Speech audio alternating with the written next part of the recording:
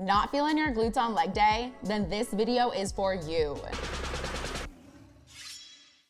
What's up guys, it's Lift with Lauren from Iron Oath Fitness. In today's video, we're breaking down the form of 3 key glute exercises and, more importantly, how to actually perform them in a way that targets your glutes rather than your quads. Also, make sure to stick around to the end of this video because I'm gonna be sharing a bonus finisher that will 100% burn out your glutes. Okay, let's get into it. The first key glute exercise that we're gonna talk about is the squat. So I see the squat done wrong all the time, every day at the gym. So we're going to go over how to do it properly and how to do it in a way that activates your glutes. So we're just gonna go over a bodyweight squat first, and then we'll do a loaded squat. For bodyweight squats, you wanna have your feet about hip width distance apart, or you wanna have it slightly wider, like shoulder width distance apart, with your toes slightly pointed out. And then we're gonna make a fist with one hand, and the other hand is gonna come on top of that fist. We're going to press those hands together, engage your core, and then we're gonna come down, proud chest here, and then back up. One thing that I see with squats that people do wrong a lot is they are too straight up and forward with their chest, and you want to hinge a little bit. So I see a lot of people go like this with their squats and they just want to stay upright the whole time. No, you're gonna need to hinge a little bit with your squat. So it's gonna look like this from the side. I have my hands, my core braced, and then I'm hinging over and then coming back up. Another thing that I see that people do, which is totally fine because they just don't know, but they'll be squatting, they'll be here, and everything will look really, really good on the way down, but on the way up, they do this sexy stripper situation, and it is not okay. So we always want to come up with our chest and use our legs. We don't want our glutes coming up first and then our chest. The last thing is we want to try and break 90 degrees with our legs. So we want to get that full range of motion and to have our glutes be in that like deep stretch position. We really want to break 90 or lower if we can without us having that butt wink. And what I mean by the butt wink is when you're coming down and then your tailbone like tucks in. If your tailbone tucks in like that and you have a loaded barbell on your back, it is very hard to come up from that position.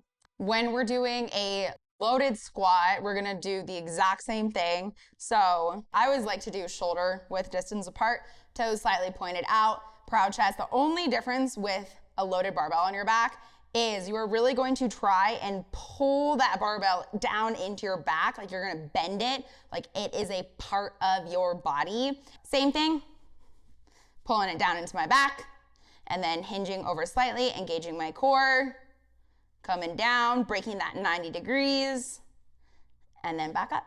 The second key glute exercise that we're gonna go over is the step up. So I see girls do step ups in so many different ways, and there are so many different ways to do them correctly, but I'm just gonna go over the most basic way with a box and a weight. For step ups, if you're a beginner, start with a lower box. If you are more advanced, you've been doing step ups for a little bit now, I would start with a higher box. So anywhere from like 16 to 20 inches is that sweet spot. So for beginners, you kind of want to start like lower than your knee, maybe mid shin.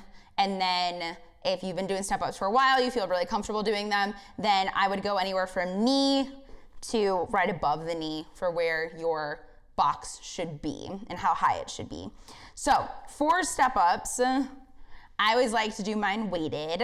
What you're gonna do is put one foot here, and I always like to have my foot on the side. You'll see some girls stepping back like this, But I found if I have my foot on this side, it's easier for me to drive through my heel. And when you're driving through your heel, that's gonna activate your glute. I also like to hold on to something for stability, and then I'm not thinking about stabilizing and my balance the whole time. I can just focus on activating my glute. One foot's gonna be here, the other's gonna be to the side. I'm going to grab onto here, and just for balance, I'm not like pulling myself up. And when I'm stepping up, I'm just peeling off this foot. I'm not jumping by any means. So think about your toes coming up, and your heel is the last thing to leave the floor. And then you're gonna push through this heel on the box. So super slow and controlled, toes are up, heel, think heel, heel, heel, heel, push, push, push, push, push, fully extend, and then back down, super slow, slow, slow, slow, slow, and then you make contact again with the floor. I like to do about 8 on each side, just because they are such a slow movement, and then you also have to do the other side. Another thing is try and hinge over this leg as much as you can. So you're going to hinge and then still pushing through that heel, hinge, up, up, up, up, up, up, up. Think glute, glute, glute, hinging still, and then back down. You don't wanna go straight up like this because it's gonna activate more quad. That's why you're hinging. It's gonna activate more glute. The third exercise that I'm gonna go over is Bulgarian Split Squats. I was gonna do lunges, but I already did a whole video on lunges, so you can find that right here. Check out that video to how to lunge properly for your glutes versus your quads. So for this one, Bulgarian Split Squats, it's so funny because I used to do these wrong for the longest time, and it would burn out my quads. I'm like, why am I not feeling any glute activation? I was getting so frustrated. You can do these with body weight, or you can do them weighted with dumbbells, either 1 or 2. I'm gonna show you all 3 of them here. But to get set up for them, what you're gonna do is sit on the box. This is how you can find your distance, so you're not hopping around like a little bunny the whole time.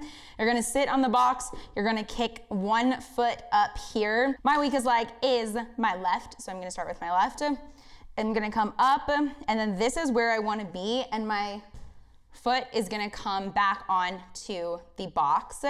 I don't like to be up on my toes, I just like to have my toes rested right there. If you wanna do body weight, again, fist, hand, core, and for this one, the same thing. We're gonna be pushing through our heel, and then we're gonna be hinging over our quad. So fist, here, core, and then we're hinging over that quad, and think heel, heel, heel, push through your heel on the way up. We can also do this with dumbbells. So I'm gonna grab these dumbbells here. So I just have them at my side so they're not in any crazy position. Make sure that your hands are straight. I'm looking down, hinge, hinge, hinge, hinge, hinge, feel that stretch, and then push through your heel, up, squeeze your glutes, and then back down. And then if you wanna switch, I just swap out my feet exactly where the other one was. This one comes back, and then same thing on the other side. I promised a finisher, so let's talk about it. For this glute finisher, you are only going to be needing ankle weights. I have the Ball of ankle weights that I paid way too much money for, so don't do what I did. Go get yours on Amazon. I will put a link below in the description for which ones I recommend on there. This finisher has 3 different parts to it. The first one, gonna be donkey kicks, then fire hydrants, then we're gonna do some rainbows. So what does that look like? For the first one, you have your ankle weights on. You are coming onto all 4s. Your hands are gonna be right above your shoulders here. Your foot is gonna be flexed, and you are kicking up to the ceiling, trying to push your heel into the ceiling, squeeze your glute, and then come back. You're gonna do 10 to 12 of those, and then right after that, with no rest, you are going to go into your fire hydrants. So like you're peeing on a fire hydrant, you're gonna come up, squeeze your glute, and then come back down. Try to have your leg at 90 degrees, and then try to get it as high as your hip if your mobility allows it. Right after that, our right arm is gonna come down onto the ground here, our forearm. And then our toe is going to be pointed that way, and we're just tapping, okay? So we're here, and then we're gonna do a big, big rainbow. Come over that other leg, touch, big, big rainbow, touch again, that's one. We're gonna do 8 to 12 of those. And then switch legs. You will also feel this on the opposite glute that's not moving, and that's because that opposite glute is being utilized to stabilize your body. I hope you guys have found this video helpful. Let me know in the comments if you tried the glute finisher, and also what exercises you guys want to see me cover next. If you want to see more of me, give me a follow on Instagram at LFT with Lauren for more tips and tricks on form. Also, if you want to apply to work one-on-one with me for a personalized plan to grow your glutes, just hit the link in the description or go to ironoathfitness.com and book a discovery call with me. Okay, I'll see you guys next time.